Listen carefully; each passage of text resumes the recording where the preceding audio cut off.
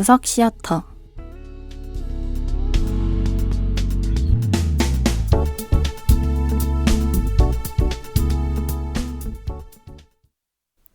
안녕하세요, 하구 여러분.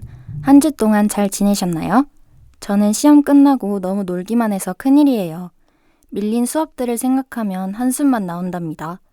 여러분도 저처럼 수업 밀리고 그러시는 거 아니죠? 힘든 건 저 하나로 충분합니다. 며칠 동안 날씨가 따뜻하더니 어제는 비가 오고 꽤 쌀쌀하더라고요. 옷 따뜻하게 챙겨 입고 감기 걸리지 않도록 모두 조심하세요. 비가 오는 날씨에 들으면 좋을 노래 한 곡 듣고 오실게요. 어느새 빗물이 내 발목에 고이고 참았던 눈물이 내 눈가에 고이고 아이고야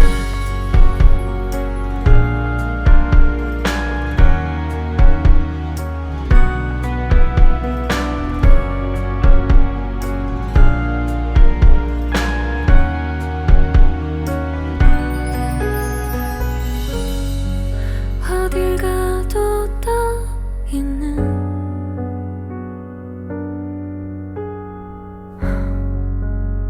내 작은 먹구름 같이 발 딛고 잡아보려고 해도 기가 닿지 않아 항상 손끝 위에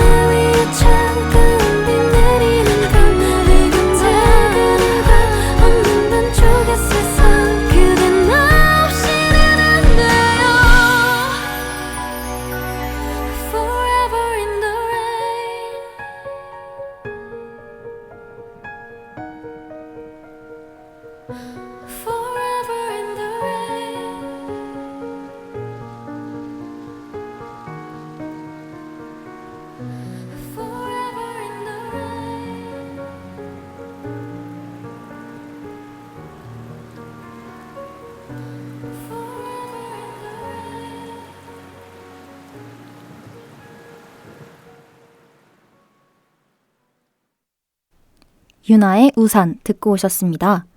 저는 요즘 같은 날씨를 참 좋아하는데요. 뭔가 어둑어둑하고 부슬부슬 비가 오는 이런 날에는 뭔가 마법 같은 일이 일어날 것만 같아요. 그래서 준비했습니다. 오늘 소개해드릴 영화는 마법처럼 신비로운 판타지 영화예요. 첫 번째 영화는 제가 개봉할 때부터 지금까지 꾸준히 보고 있는 아바타입니다. 영화 아바타는 영화계의 거장 제임스 카메론 감독의 2009년 작품입니다. 아마 아바타를 모르는 분들은 없으실 거라고 생각이 되는데요. 전 세계를 뒤흔든 대단한 작품이죠. 한국에서만 무려 1,300만 관람객을 동원했으니 세계적으로 얼마나 히트를 쳤는지 감이 잡히실 거예요. 그럼 지금 바로 시작할게요.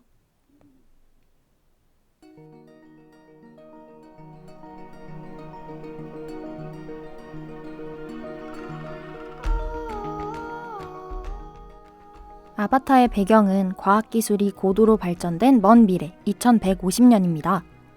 판도라 행성에 있는 값비싼 광석인 어눕테늄을 얻기 위해 많은 인간들이 이 행성을 방문하는데요. 판도라 행성은 인간이 숨을 쉴 수 없는 대기로 이루어져 있어 마스크를 써야만 인간이 활동할 수 있습니다. 이 판도라 행성에는 나비족이라는 종족이 자연에 순응하며 살아가고 있죠. 인간들은 이 나비족과 교류하며 더 많은 양의 어눕테늄을 채굴하기 위해 나비족의 DNA로 만든 아바타를 통해 직접 나비족과 소통합니다. 일종의 온라인 세계처럼 사람들은 아바타를 통해 또 다른 자신을 만들어 나의 의지대로 움직이고 말도 할 수 있었어요. 주인공 제이크 설리는 하반신 마비가 온 전직 해병입니다. 제이크의 쌍둥이 형은 원래 아바타를 조정하는 임무를 맡았지만 형의 죽음으로 형과 DNA가 동일한 제이크가 대신 수행하게 돼요. 그렇게 제이크는 아바타를 조종하게 되고 아바타를 통해 몇십 년 만에 힘차게 달릴 수 있게 된 제이크는 큰 행복을 느끼죠. 아바타로 판도라 행성의 조사를 진행하던 제이크는 그만 위험한 토착 생물과 마주치고 죽을 수도 있었을 위험한 상황에 빠지게 됩니다. 하지만 그때 나비족의 전사 네이티리가 그를 구해줘요. 제이크는 그녀에게 감사의 인사를 하고 그녀의 부족에 대해 알고 싶어 하지만 네이티리는 강한 경계심을 드러냅니다. 그러다 그녀는 나비족이 모시는 신인 A와의 계시를 받게 되어 제이크를 받아들이고 자신의 부족으로 데려와 점점 마음의 문을 열게 됩니다. 이후 그녀는 제이크에게 나비족의 삶, 사냥법, 언어 등 모든 것을 가르쳐주며 점점 친해지고 결국 사랑의 감정을 느끼기 시작하는데요. 마침내 그를 정식 부족원으로 임명하는 예식을 치르기까지 합니다. 이에 감동을 받은 제이크는 자신의 임무를 까먹은 채 판도라에서의 삶을 즐기며 살고 있었죠. 이후 3개월이라는 시간이 지나고 어눕테늄을 더 많이 채취하기 위해 인간들은 나비족의 터전을 침략합니다. 이것을 본 제이크는 불도저의 카메라를 파괴하는 등 인간들에게 반하는 행동을 하고 사람들에게 반역자라는 낙인이 찍히게 돼요. 과연 제임스는 인간들로부터 나비족과 판도라 행성을 구해낼 수 있을까요?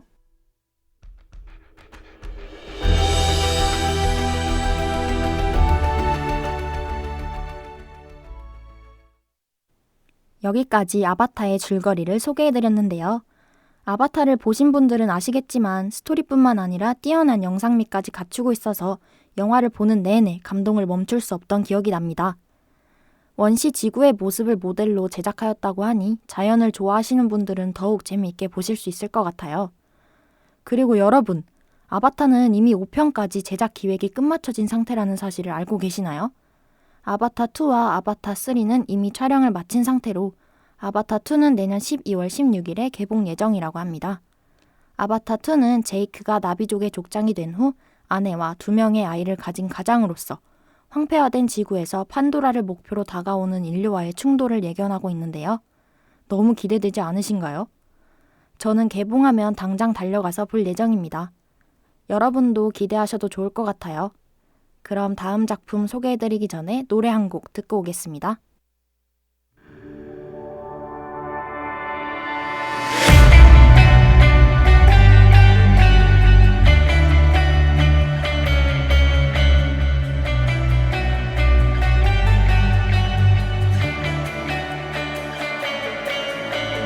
You said that we would always be. Without you, I feel lost at sea. Through the darkness, you'd hide with me. Like the wind, we'd be wild and free. You said you follow me anywhere, but your eyes tell me you won't be there. I gotta learn how to love without you. I gotta carry my cross without you. Stuck in the middle and I'm just about to figure it out without you. And I'm done sitting home without you. Fuck, I'm going out without you. I'm gonna tear this city down without you. I'm going Bonnie and Clyde without you.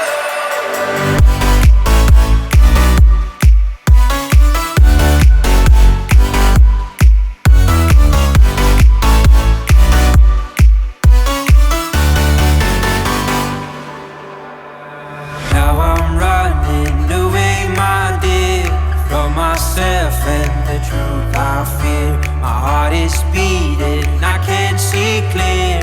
How I'm wishing that you were here. You said you follow me anywhere, but your eyes tell me you won't be there. I gotta learn how to love without you. I gotta carry my cross without you. Stuck in the middle and I'm just about to figure it out without you. And I'm done sitting home without you. Fuck, I'm going out without you. I'm gonna tear this city down without you. I'm going Bonnie and Clyde without you.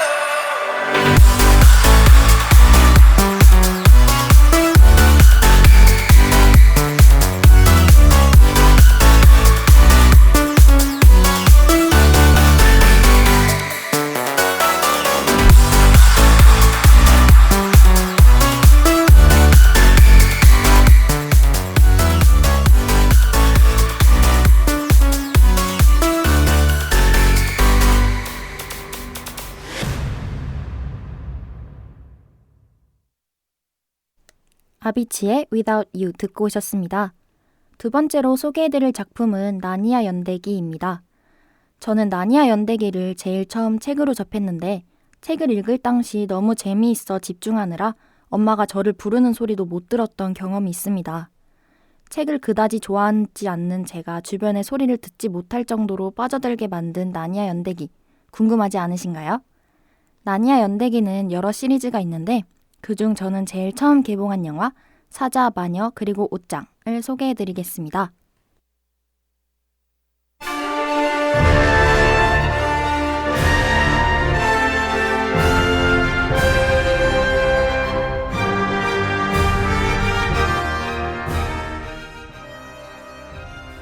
제2차 세계대전이 발발 중이던 영국에서 페벤시가의 네 아이들 피터, 수잔, 에드먼드, 루시는 런던에서 독일군의 공습을 피하기 위해 엄마와 생이별을 하게 됩니다. 이후 그들은 디고리 교수가 살고 있는 영국의 교회로 가게 되어 막내 루시는 빈 방에 있는 옷장에 호기심을 느끼고 언니 오빠들과 숨바꼭질을 하던 중 옷장 속에 숨게 됩니다. 그러다 루시는 옷장 안에서 끝없이 이어지는 길을 발견하고 길을 따라 걸어가죠. 길의 끝에는 하얗게 눈이 덮인 숲이 있었습니다. 이 사실을 신기해하던 루시는 반인 반마인 툼누스를 만나게 돼요. 그리고 그에게 이곳은 나니아라는 사실을 알게 됩니다. 툼누스는 루시에게 나니아는 지금 사악한 마녀가 통치하고 있어 추운 겨울만 되풀이되고 식량과 아름다운 자연을 더 이상 볼 수 없게 되었다는 사실 또한 알려주죠. 이후 툼누스의 집을 따라간 루시는 툼누스가 들려주는 음악을 들으며 잠에 빠져들고 어느새 깨어나 툼누스의 계획을 듣게 됩니다. 바로 마녀에게 루시를 넘기겠다는 계획이었는데요. 이를 알게 된 루시는 어떻게 된 일인지 묻습니다. 툼누스는 루시에게 진심으로 사과하고 비밀을 나누며 깊은 우정을 쌓죠. 루시는 또 찾아오겠다며 인사를 건네고 다시 옷장 속으로 들어가 형제들에게 나니아라는 장소에 대해 이야기하지만 다들 어린 루시의 상상 속 이야기라고 대수롭지 않게 넘깁니다. 루시는 형제들 몰래 다시 툼누스를 만나러 옷장 속에 들어가 나니아로 넘어가고 루시가 어디론가 가는 모습을 본 셋째 에드먼드는 동생을 따라 나니아에 도착하게 됩니다. 그제야 에드먼드는 루시의 말이 사실임을 믿는데요. 불행히도 에드먼드는 마녀와 마주치게 돼요. 그녀는 자신을 나니아의 여왕이라고 소개하며 달콤한 과자로 에드워드를 현혹시킵니다. 마녀는 에드워드의 다른 형제 자매들을 그녀의 성으로 데려오면 나니아의 왕이 되게 해주겠다고 약속합니다. 에드먼드와 루시는 옷장으로 돌아가는 길에서 마주쳐요. 루시는 에드먼드도 나니아의 존재를 알기에 피터와 수잔에게도 나니아는 현실이라며 믿어달라고 하지만 에드먼드는 루시가 거짓말을 하고 있다며 형제들을 속입니다. 그러던 어느 날 네 형제는 옷장 속으로 다 같이 숨게 됩니다. 그들은 나니아에 도착하게 되고 드디어 루시의 말을 믿죠. 루시는 툼누스를 소개해주기 위해 그의 집으로 향하지만 루시의 존재를 감췄다는 사실이 발각되어 감옥에 갇혀있다는 사실을 알게 됩니다. 에드먼드는 형제를 몰래 마녀를 만나러 도망치지만 다른 아이들을 데리고 오지 않았기에 에드먼드에 대한 마녀의 태도는 돌변했고 그를 협박하고 겁을 줘요. 이제야 에드먼드는 그녀가 여왕이 아니라 사악한 마녀라는 것을 깨닫고 잘못을 뉘우치지만 마녀에게서 벗어날 수 없게 되었습니다. 나머지 형제 피터와 수잔, 루시는 에드먼드가 자신들을 배신하였고 그를 구하기 위해서는 나니아의 사자인 아슬란의 도움이 필요하다는 것을 알게 돼요. 그들은 고생 끝에 드디어 아슬란과 만나게 되는데 아슬란과 형제들은 과연 사악한 마녀에게서 에드먼드를 구해올 수 있을까요?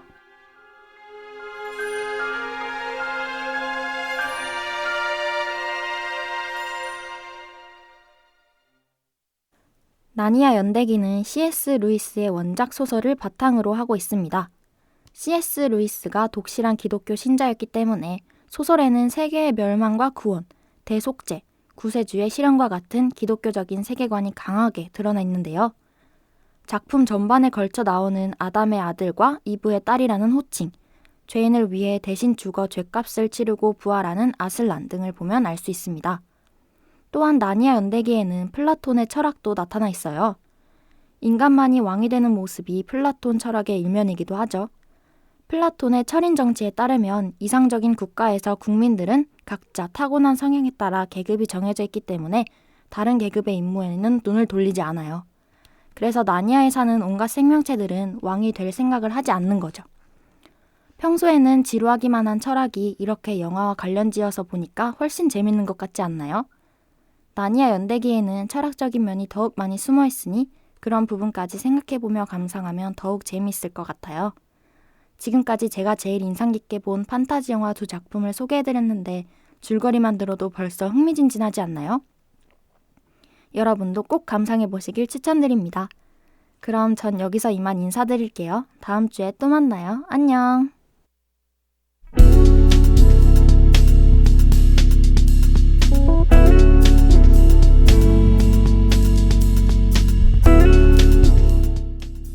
지금까지 제작 진행의 전세현, 기술의 김성빈이었습니다. 감사합니다.